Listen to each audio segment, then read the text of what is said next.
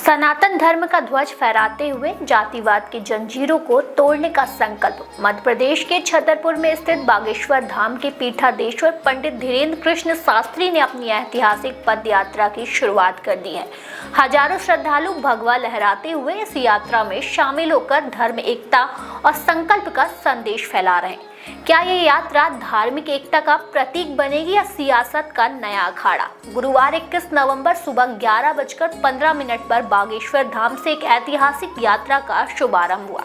धीरेन्द्र शास्त्री की सनातन हिंदू एकता पद यात्रा का उद्देश्य जातिवाद को खत्म कर हिंदू समाज को एकता के सूत्र में बांधना है। शुरुआत में पहले भगवा और राष्ट्रीय ध्वज लहराए गए, राष्ट्रगान गाया गया और फिर सामूहिक हनुमान चालीसा का पाठ हुआ। इस यात्रा में शामिल श्रद्धालुओं की संख्या इतनी बड़ी है कि नेशनल हाईवे 39 पूरी तरह भगवामय हो गया। मध्य प्रदेश, बिहार, उत्तर प्रदेश, महाराष्ट्र, राजस्थान और यहाँ तक कि नेपाल से भी श्रद्धालु यात्रा में हिस्सा लेने पहुंचे।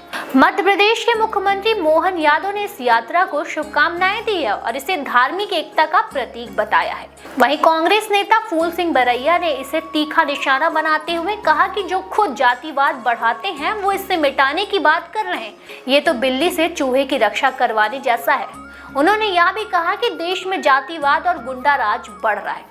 वहीं दूसरी ओर कांग्रेस के वरिष्ठ नेता दिग्विजय सिंह के बेटे विधायक जयवर्धन सिंह ने बागेश्वर धाम पहुंचकर धीरेन्द्र शास्त्री से मुलाकात की और यात्रा के लिए शुभकामनाएं दी।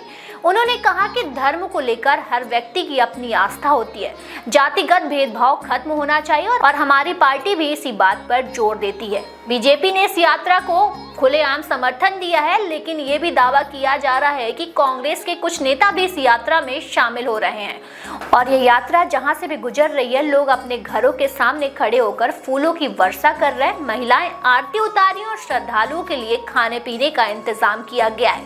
160 किलोमीटर लंबे इस यात्रा में श्रद्धालुओं का उत्साह देखते ही बनता है।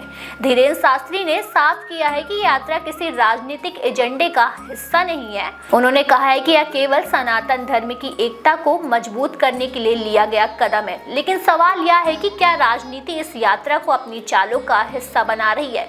29 नवंबर तक चलने वाली ये यात्रा क्या सच में समाज को जोड़ पाएगी या फिर सियासी दल इसे भी अपने एजेंडे का मंच बना देंगे? बाबा बागेश्वर की इस पहल ने लोगों के दिलों में उम्मीद जगाई है, लेकिन राजनीति के सवाल इसे कितना प्रभावित करेंगे या देखना अभी बाकी है।